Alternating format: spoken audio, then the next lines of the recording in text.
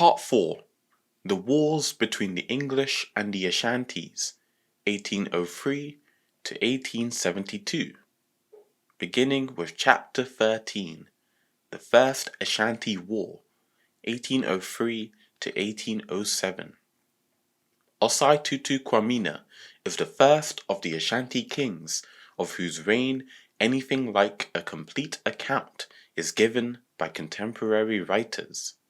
What is known of the history of the preceding reigns is principally derived from accounts that were given to these writers by him and his linguists. Soon after his accession, Tutu Kwamina was involved in a war with Gofan, whose king was joined by Gobago to attack the Bandas, whom he utterly defeated. The victors then advanced upon Ikaranza, but by this time the news had reached Kumasi. The army had been mobilized, and Tutu Kwamina met the invaders near Kuka and drove them back. The Ashantis followed the retreating enemy northwards into the open country and inflicted a second and decisive defeat. The turning point in this engagement was a brilliant charge by the Ashanti general Amankwa Tia and an army corps of 50,000 men. The enemy broke and fled precipitately across the river Volta with a terrible loss. Great numbers fell, and many more were taken prisoners, amongst whom were the king of Gofan and one of his principal allied chiefs. Jaman, ever ready to seize an opportunity to revolt, now rebelled once more, but the rising was quickly put down, and a peace lasting 5 years then ensued. The prestige of the Ashanti arms was now high, and embassies bearing friendly messages and presents arrived from Dahomey, Yendi, and Salaga. But this period of tranquility was soon broken by a series of events which led to the first invasion of the Gold Coast by the Ashantis and brought the English into conflict with them. Asin at this time was governed by 3 chiefs. Chibu and Kwaku Aputai jointly ruled over the western half, while the eastern districts were under Amu. All 3 were, of course, vassals of the king of Ashanti. The trouble began with the death of one of Amu's chiefs, with whose body a quantity of gold and other valuables were buried in accordance with the usual custom. A subject and relative of Aputai, who happened to be present at the funeral, afterwards returned and rifled the grave, and it is to this insignificant occurrence, of no great importance outside the village in which it happened, that all the subsequent trouble began between England and Ashanti, ending in the downfall of that kingdom, can be directly traced. The crime was discovered, and Amu, having failed to capture the thief, sent messengers to demand satisfaction from Chibu and Aputai. They, however, refused to listen to his complaint, declaring that the whole story was a pure invention on his part, and Amu then laid the matter before the king of Ashanti.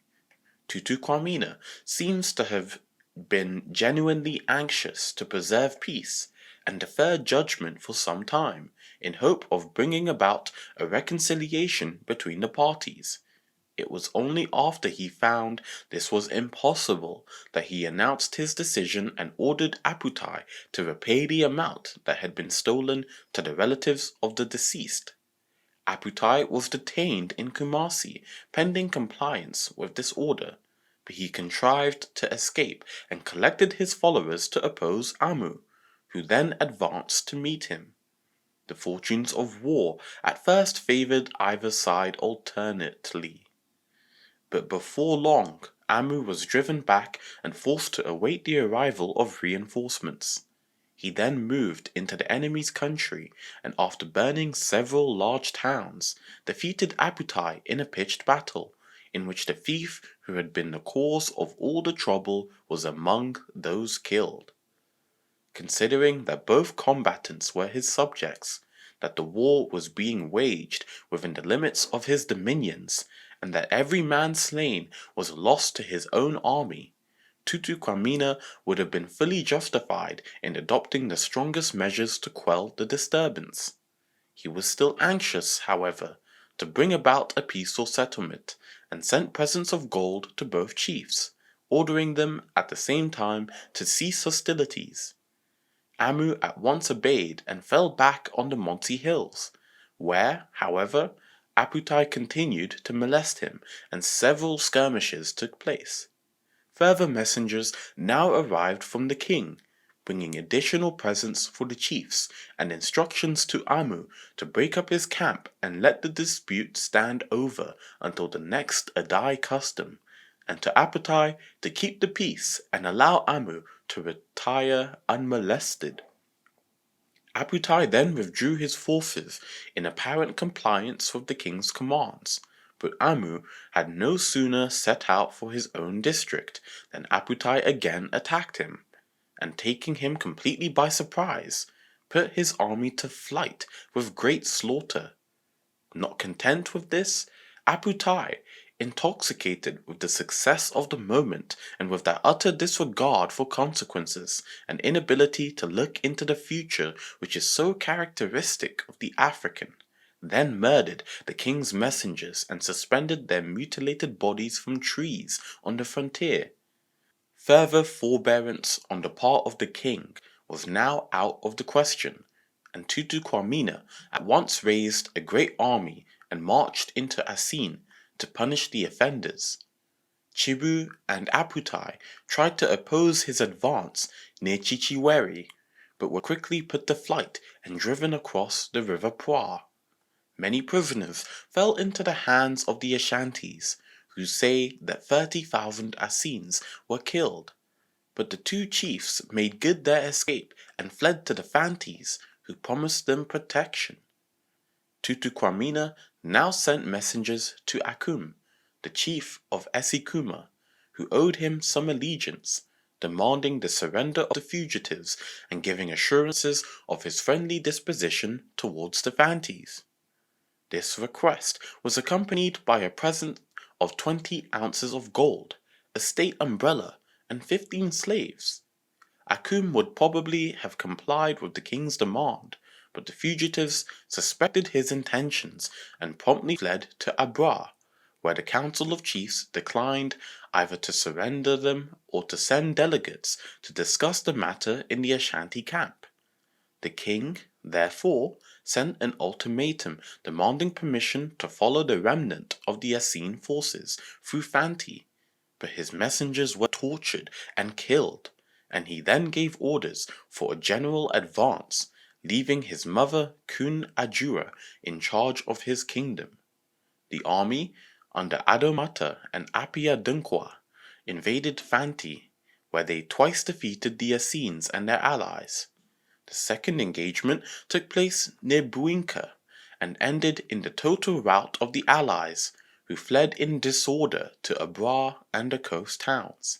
Amongst the numerous prisoners who were taken was Atta, the king of Abra, but the request of his subjects to be allowed to ransom him was declined, and he was placed in the custody of Akum, who, however, let him escape.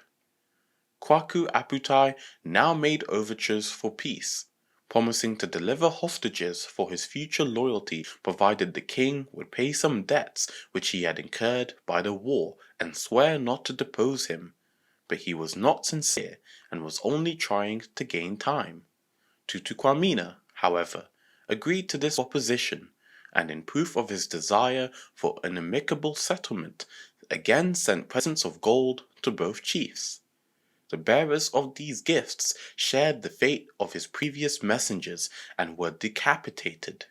Their headless trunks were suspended from trees, and their heads, with the mouths crammed with excrement, placed in regular succession along the path in the line of the Ashanti advance, while the principal Fanti and Asin chiefs are said to have eaten their still quivering hearts. It is probable that the Fantis were relying to some extent on the belief that the Ashantis would not dare to advance to the coast and come under the guns of the forts, and it is indeed unlikely that they originally had any intention of doing so. But this last insult was so outrageous and so exasperated the king that he swore his great oath, Acramanti Meminda, that he would never sheathe his sword nor return to Kumasi until he had gained the heads of both Chibu and Aputai. Akum, who had in the meantime been pardoned for allowing Atta to escape, had since been employed in supplying provisions to the Ashanti army, now committed one of those rash and apparently motiveless acts which seem so inexplicable to those unacquainted with the character of the African. This guy, man. After faithfully supplying convoys with provisions on 6 separate occasions, he, in April 1806, betrayed a party of about 100 Ashantis who had come to fetch another supply, and sold them as slaves. Thus he also became involved in the war and was quickly defeated. The utter extermination of the Fantis was now decided upon, and neither woman nor child was spared. The Ashantis met with little or no opposition to their advance until they reached Abra, and all prisoners, with the exception of a few important chiefs who were reserved for sacrifice in the capital, were killed. A terrible battle was fought at Abra in May, and after a prolonged struggle resulted in the practical annihilation of the Fantis engaged there. Barely 100 of them are said to have escaped from the field, but one chief, Kwesi Beni, rallied a few men and tried to make a second stand at Emperu. He was quickly put to flight, and Abra and Emperu were burned. Mankasim was next destroyed, but the Ashantis respected its famous fetish grove, which they left untouched, and then continued their march towards the coast, from which they were now only 15 or 20 miles distant. Chibu and Aputai had in the meantime escaped to Amabo, but not feeling altogether safe there, went to the governor at Cape Coast, Colonel Terrain, who promised them his protection, either by mediation or force of arms. The governor now became alarmed at the near approach of the Ashantis to the settlements, and was anxious to send a flag of truce to the king, offering himself as a mediator in any dispute between him and the Fantis. But the king and chiefs of Anamabo and Cape Coast would have none of it, and assured him of their ability to defeat the Ashantis. They were indeed confident that they could make good their words, and were loath to be deprived of the plunder and numerous slaves that they expected to obtain. It must be allowed, as some excuse for these vainglorious boasts, that the Fantis were at this time the most powerful nation on the coast, and had had no experience of the enemy they were now to meet, but who soon afterwards so rudely undeceived them. It is ridiculous to suppose, however, that the king would have accepted any mediation at this stage of the war, even had the Fantis permitted its offer, for the repeated murders of his messengers and other injuries that had been done him, apart from his oath, had already made it impossible for him to consent to any amicable settlement. It seems almost inconceivable, however, that the governor should only now have awakened to the fact that the safety of the settlements might be endangered, and should have failed to realize long before this that if the English were to throw in their lot with the Fantis, it was in their interest to give them some practical assistance and support. The king's conduct throughout renders it almost certain that had mediation been offered in the earlier stages of the trouble, he would have been only too ready to accept it. The war had certainly not been of his seeking. The affairs of the English on the Gold Coast had indeed reached a crisis, and the time had come when they must choose definitely between the Fantis and Ashantis. It is true that they were dependent on the former for their information, yet they cannot have been altogether ignorant of the causes of the war and the turns affairs were now taking. The Fantis had already given them more than one sample of their character. but their knowledge of the Ashantis was only derived from hearsay. They were, moreover, afraid of the latter, and believed that they might attack their settlements and ruin their trade. But they do not seem to have realized that the bulk of that trade was already with Ashanti, the Fantis only acting as middlemen, and that the Ashantis would never destroy the fountain from which they obtained all that they valued most. It is probable, however, that the English then had a very imperfect idea of the real power and resources of this people, and so long as the war was being waged at a little distance inland, were quite unable to appreciate its importance to themselves and the necessity of deciding upon a definite policy regarding their relations with the combatants. In the meantime, the Ashanti steadily advanced towards the sea, burning the towns and killing those of the inhabitants who had not already fled, until the advance guard, under the king of Denkera, reached Cormantin. The inhabitants were quickly put to flight, and the town was burned, and Fort Amsterdam surrendered by the Dutch commandant without firing a shot. The king of Denkera then took up his quarters in the fort and sent several calabashes full of sea water to the king in token of his success. The Ashantis were thus in possession of a European fort within 3 miles of the English fort at Anamabo. Mr. Edward William White, the governor or chief factor of Anamabo, now sent a message to the king of Denkera inquiring what had induced the Ashantis to invade the coast and what their intentions might be, at the same time offering himself as mediator in any dispute pending between their king and the Fantis. The king of Denkera, however, found it hard to believe that the English could really be ignorant of the causes that had led to the invasion, and thought this message was a mere pretext to gain time, and that Mr. White was making game of him. The next day, therefore, he sent an answer by 3 messengers under a flag of truce that if he would send him 20 barrels of powder and 100 muskets, he would be pleased to furnish him with all the information he desired.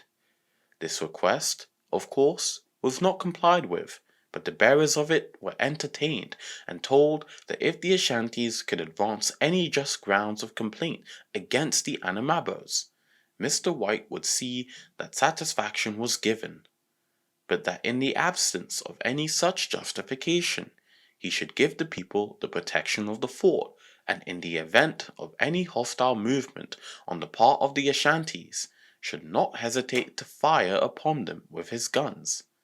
2 or 3 of these were then fired to give the messengers some idea of their power, and Mr. White and a Mr. Wilson escorted the 3 Ashantis to within a short distance of their headquarters, as private information had been received that the Anamabos were preparing to murder them on their way back.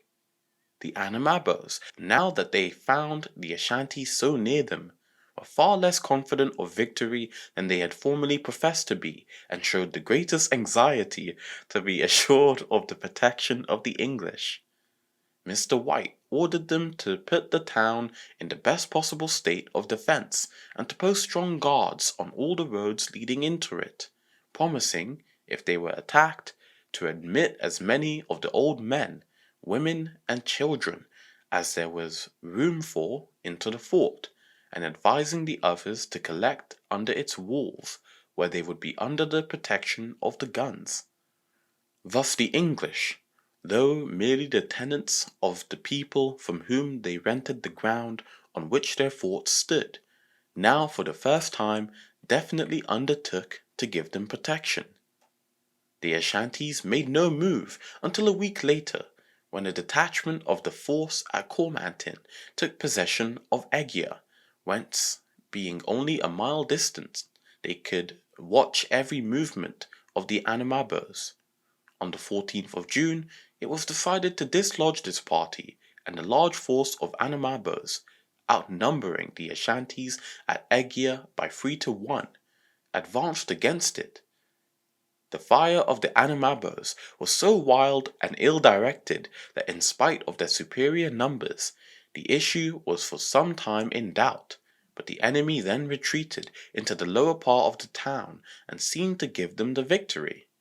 The Anamabos would not follow them into the valley, however, and this apparent success soon cost them dear, for they had withdrawn all the guards around the town to take part in the attack on Egia, and while their attention had been occupied by the party there, the king, with the main body of the Ashanti army, had taken possession of every road.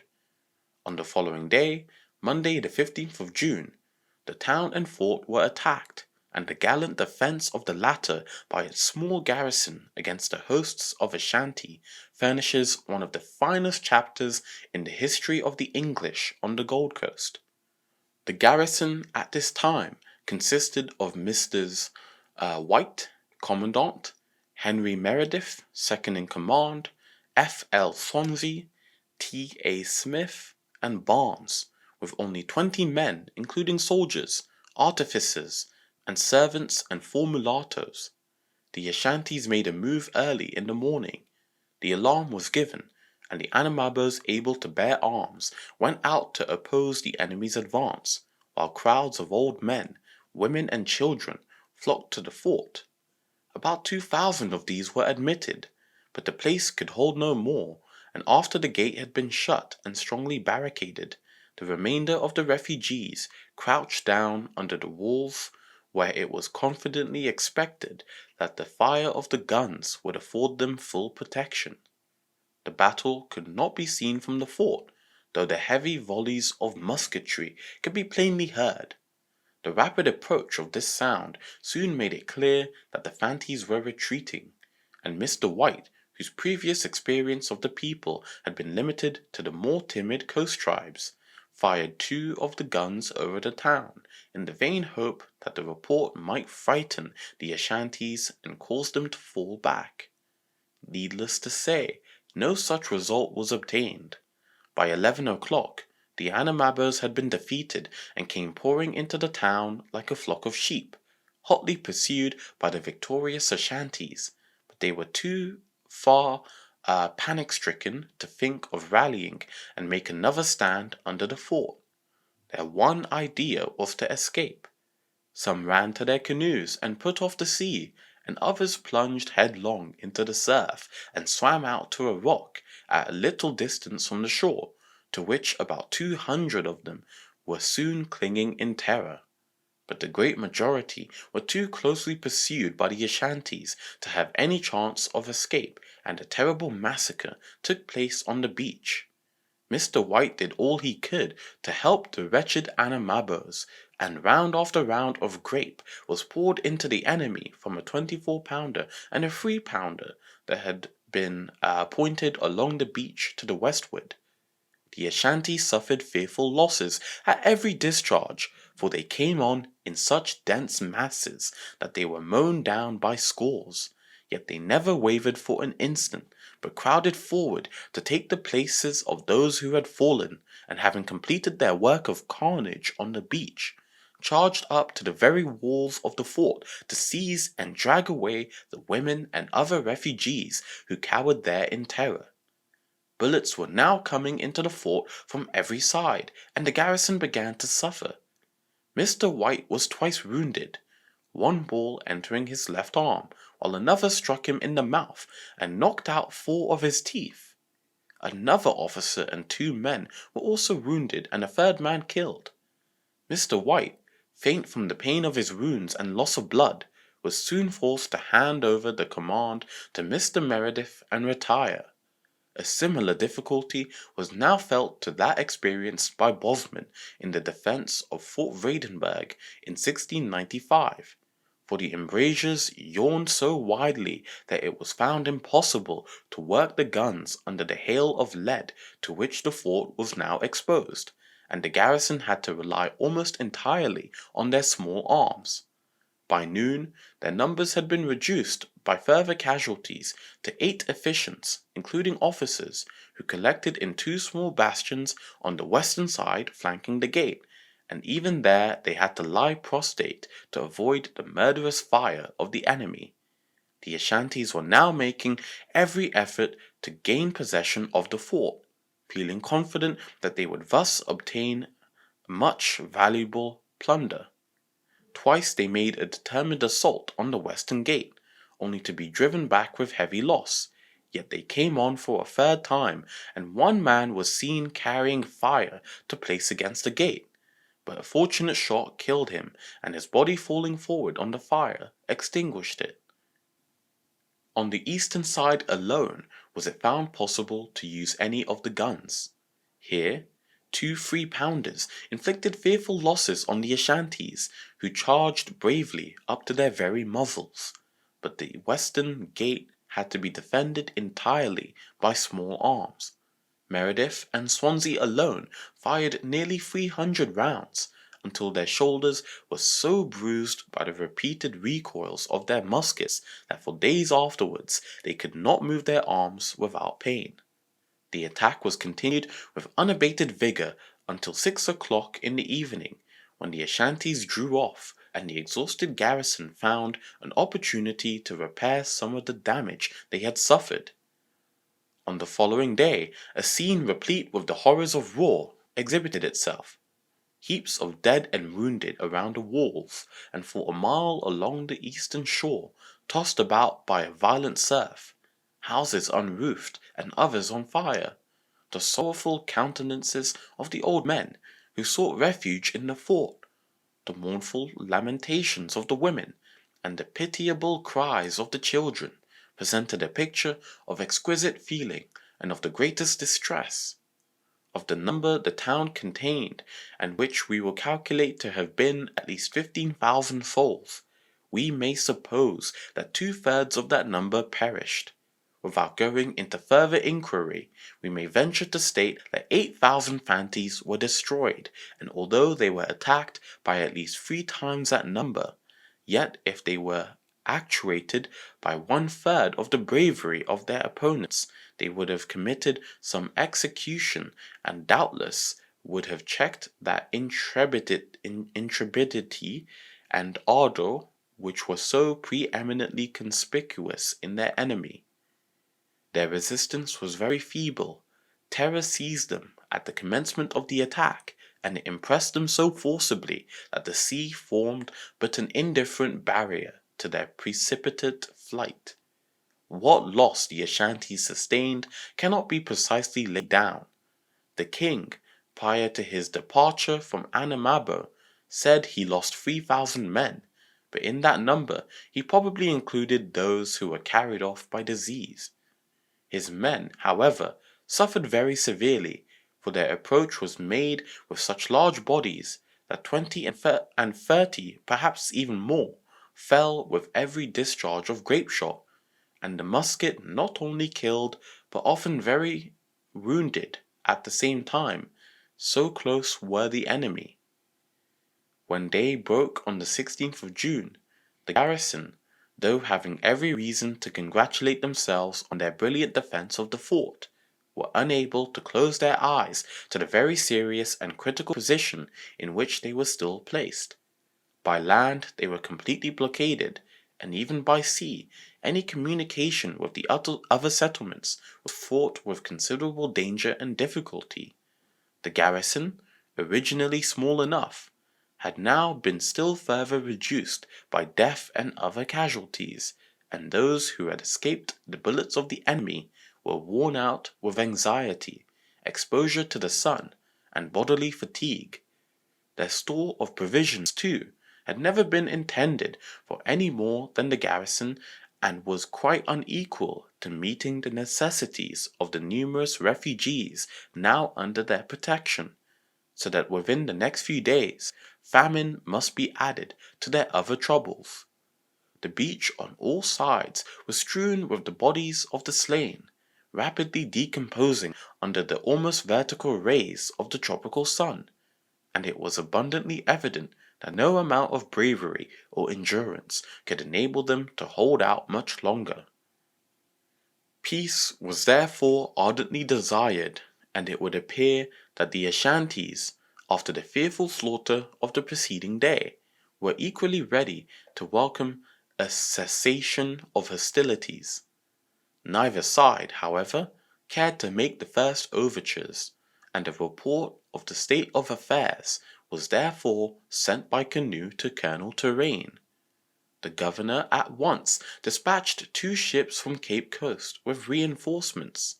They anchored off Anamabo the same afternoon, and about 4 o'clock, Messrs. Bold, Galloway, and Woolbert, with a corporal and 12 men, were landed under the cover of the smoke from the guns. The party was not attacked, and entered the fort in safety, but the Ashantis fired on the canoe as it put back to ship and wounded one of her crew. Thus reinforced, the garrison were anxious to continue the defense, but the officer in charge of the party from the Cape Coast had brought definite orders from the governor that a flag of truce was to be sent to the Ashanti king and an attempt made to come to terms. 2 of the soldiers bearing a white flag and Union Jack were accordingly lowered over the walls of the fort. Their appearance was greeted with unmistakable signs of joy and satisfaction by the Ashantis, who pressed around them so eagerly that it was only with difficulty that the king's officers, who came forward to conduct them to his presence, could force a passage through the excited throng. The king received them well, made them a present of a sheep, and sent them back to the fort about 7 o'clock the same evening, with 3 of his own messengers. The Ashantis in the meantime had observed the truce, and though a few individuals had at first made towards the rock to which many of the Anamabos were still clinging, they at once understood the meaning of a couple of shots fired over their heads, and retired. The messengers sent to the commandant recounted the history of the origin of the war, detailing all the events by which the king justified his invasion of Fanti and disclaiming any intention of commencing hostilities with the English, and after an interview lasting 2 hours, returned to their lines. It was now found necessary, before any terms could be settled, to arrange a meeting between the governor and the king, and every effort was made to induce the latter to go to Cape Coast. This, however, he persistently refused to do, though he sent a deputation of his chiefs to wait on the governor, but they were not authorized to conclude a peace, and Colonel Terrain, therefore, sent them back to the king with a present and decided to come to Anamabo. Terrain was now guilty of a most dastardly act, which, though only one of several infamous transactions, was in itself sufficient to nullify all the glory derived from the spirited defense of Anamabo Fort. This was nothing less than the seizure and delivery into the hands of the Ashantis of Chibu, the Asin chief, to whom he had promised his protection. He and Kwaku Aputai, with about 500 of their faithful adherents, were living in fancied security in Cape Coast, but in order to curry favour with the Ashanti king and pave the way for a favourable conference, this wretched fugitive was now seized and surrendered.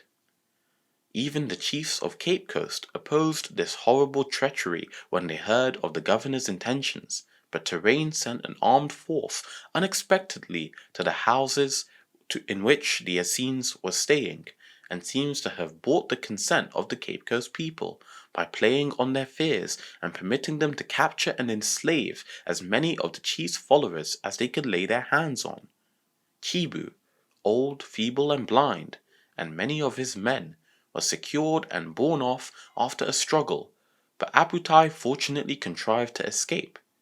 Chibu was promptly sent to Anamabo, where he was put to death with the most excruciating tortures, his jawbone suspended as a trophy from the king's death horn.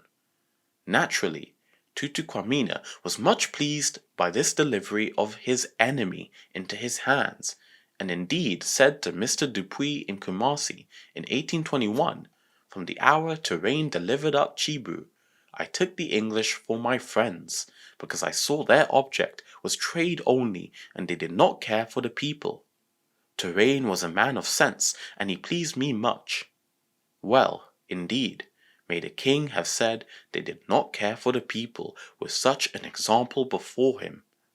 Beyond pleasing the king and possibly averting an attack on Cape Coast, however, there was nothing whatever to be gained by this atrocious act, and the price paid, the loss of British honour and the distrust it inspired in the minds of the people, which lingered for many years, was surely too high. If Terrain found himself unable to defend the Essenes as he had promised, or did not feel justified in risking an attack on Cape Coast, it is a pity he did not tell them plainly that he could not give them further shelter and send them into the bushes to fend for themselves. These Essenes, it is true, richly deserved their fate, but once they had been promised protection, they were certainly entitled to receive it. Tutu Quamina, moreover, was himself an honourable man, and would probably have been equally friendly, and in his heart have had a far higher opinion of the governor had this been explained to him. The mere knowledge that he was capable of such baseness would have been more than sufficient to account for the king's obstinate refusal to go to Cape Coast or to enter the fort at Anamabo, quite apart from any question of Ashanti etiquette. The meeting between Terrain and Tutu Quamina took place under a group of trees midway between the Ashanti lines and Anamabo fort. The proceedings on the first day were of a purely ceremonial nature, the whole time being occupied by the customary rounds of visits to the courts of the king and his principal chiefs, and their return visits to the governor. With the Ashantis was a Mohammedan, a native of Katsina, who had visited Tunis and made the pilgrimage to Mecca. He now commanded a company of men who were armed with bows and arrows, in addition to their muskets. This man was one of the Hausas living in Kumasi, some of whom accompanied the Ashantis in their campaigns, but he caused a great deal of astonishment at the time. The king expressed his concern at Mr. White's wounds, and said that he should soon leave Anamabo, as his army was suffering from the effects of the foul air and bad water caused by the putrefying and still unburied bodies of those slain. On a subsequent occasion he promised to return and conclude a peace with the governor after he had completely subdued his enemies, for Abutai had now rejoined Akum, and they were advancing towards Anamabo at the head of a large force. A temporary agreement was made, but it was never reduced to writing, so that some doubt exists as to its exact terms. Dupuis gives the following account.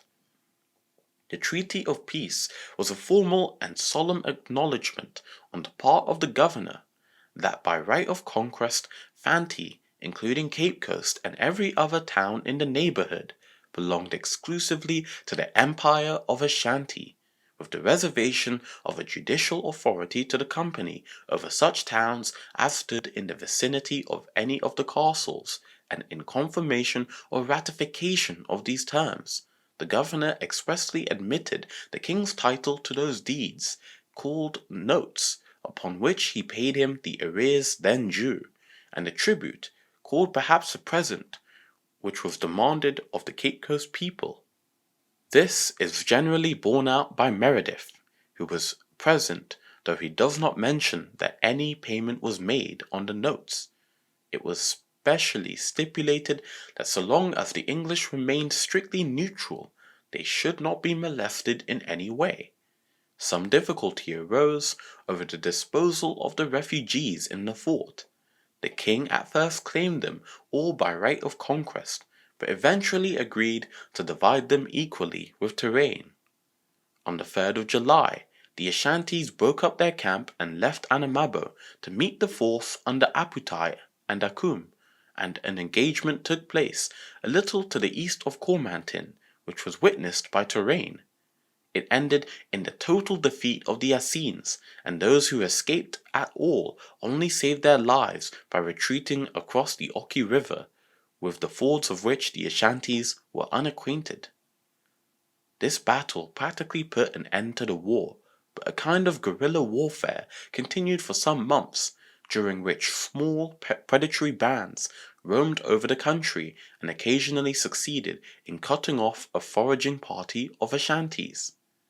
The Ashantis then slowly continued their march towards Accra, devastating all the country through which they passed, but in October 1807, while they were encamped near Winneba, smallpox broke out among them, and this, in addition to the dysentery that had previously appeared at Anamabo, induced the king to return without further delay to Ashanti.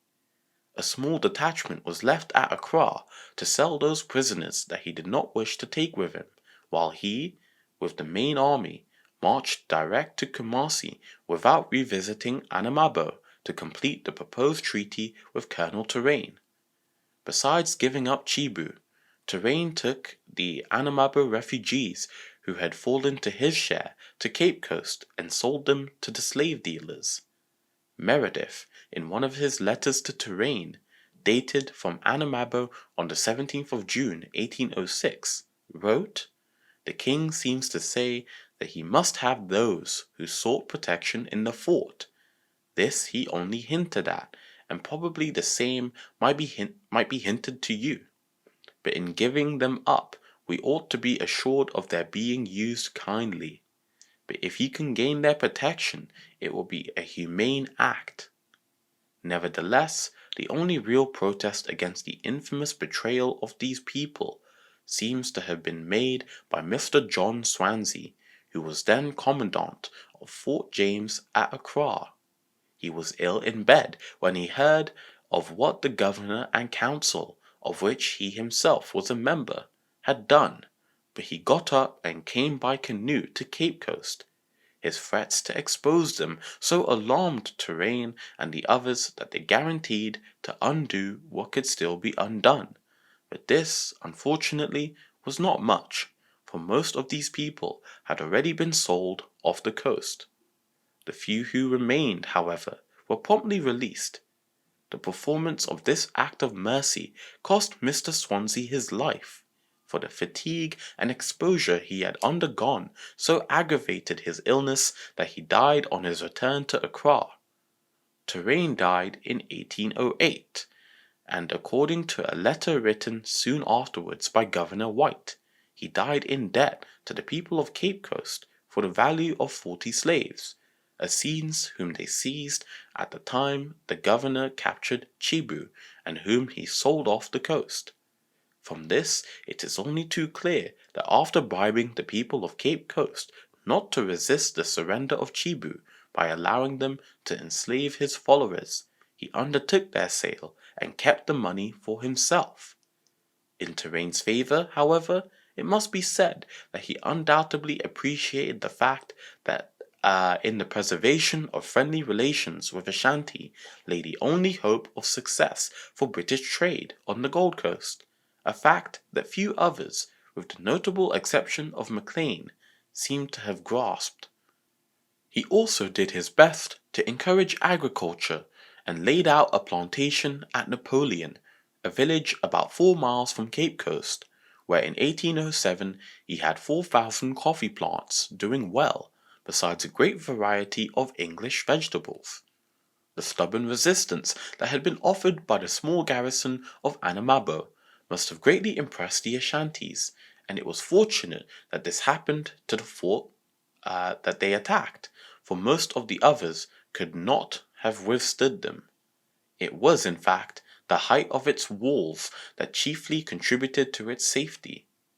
Had the Ashantis had any knowledge of artillery and brought down 1 or 2 of the guns from Fort Amsterdam, which was then in their possession, nothing could have saved the place. Even as it was, it became known later that arrangements had been made and the men actually told off for a well-planned attack that was to be carried out on the 17th, the day after the truce was made. 6,000 Ashantis were to have taken part in it, 3,000 of whom were to have kept up a heavy fire on the garrison, while the other division exploded a quantity of gunpowder at the foot of the walls and then scaled the breach and took the place by storm. There is little room to doubt that this plan would have proved successful. Any increase of prestige among the Fantis, however, that might otherwise have accrued from the defense of this fort was utterly destroyed by the actions of Turenne, whose surrender of the refugees to Tutuquamina was universally regarded by the people as an admission of the superiority of the Ashantis. This perhaps he could not help. The fort had capitulated to the king, and he naturally claimed some advantage and would have insisted on receiving it. It was the use the governor made of those he had saved that must be cavilled at. The year 1807 will be ever memorable in the history of all parts of West Africa, for on the 25th of March, the agitation that had been carried on in England for the past half-century by Thomas Clarkson, Granville Sharp, William Wilberforce, Sir Thomas Fowell Buxton, Zachary Macaulay, and others at length bore fruit, and the slave trade was abolished by an Act of Parliament which came into force on the 1st of May in the same year. This was the first, and probably the chief, real benefit that the English have conferred on the people of the Gold Coast. Hitherto this traffic had constituted fully 9/10 of the coast trade, and had been freely participated in by all the company's officers, who relied upon it for the greater part of their incomes. The company, therefore, in order to compensate them in some measure for the losses they suffered by its abolition, largely increased their salaries, which in most cases were now doubled. Parliament also increased the company's annual subsidy from an average of £13,000 to £23,000. The real effects of this abolition act, however, were not visible until some years later, for the country at this time was now convulsed by wars, and it was impossible to judge its effect on the trade. The coast people, especially the more influential natives, were bitterly opposed to it, for it deprived them of an easy means of becoming rich, and it doubtless led to a considerable increase in the number of human sacrifices. For the numerous prisoners that were taken in the wars and who would otherwise have been sold to the slave dealers, now became a drug on the market and were readily spared to swell the number of victims at any great custom. The officers of the company, too, felt another inconvenience besides their pecuniary loss. They had no power to put criminals to death, and were now deprived of the very effective means of transportation of which they had hitherto availed themselves. But in course of time the benefits of the act became manifest in the decreasing frequency of disputes and panyaring, and in the increased attention paid by the people to agriculture. Although it was not until 1807 that the slave trade was actually abolished, it had been regulated to some extent by Act of Parliament since 1788, until when it had been wholly unrestricted.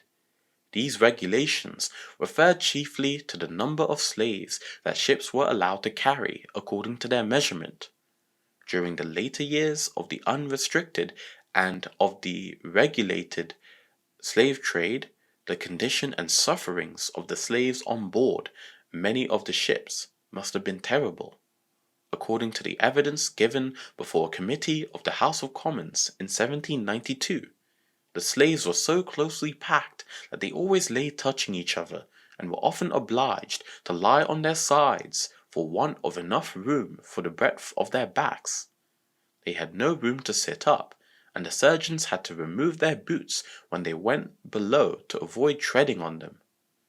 Many were horribly seasick, and several surgeons gave evidence of the great mortality that often occurred from disease or from want of sufficient ventilation, or even from despair alone. Some idea of the enormous number of slaves that was exported can be formed from the fact that from 1700 to 1786, not fewer than 610,000 were computed to have landed in Jamaica alone, while the total number of imported into the British West Indies between 1680 and 1786 was 2,130,000. Prior to the abolition, it was no uncommon thing for planters visiting England from the West Indies to bring one or more of their slaves with them, and they would openly advertise for their recovery if they ran away, or sell them by auction with other property. Thus the Gazette of the 18th of April, 1769, contained the following announcement: "At the Bull and Gate Inn, Holborn, a chestnut gelding, a tin whisky, and a well-made, good-tempered black boy." The following advertisement again appeared in the Public Advertiser on the 28th of November in the same year: "To be sold, a black girl, the property of J.B., 11 years of age, who is extremely handy, works at her needle tolerably, and speaks English perfectly well, is of an excellent temper and willing disposition. Inquire of Mr. Owen at the Angel Inn, behind St. Clement's Church, in the Strand." This kind of thing, however, was finally put to a stop in 1772, when Granville Sharp secured the judgment of Lord Mansfield in the case of James Somerset, a slave who had run away and been recaptured by his master, that a slave, by setting foot in England, became free. The abolition followed the loss of Britain's American colonies. Slaves were no longer wanted, and the wickedness of the trade was then suddenly perceived.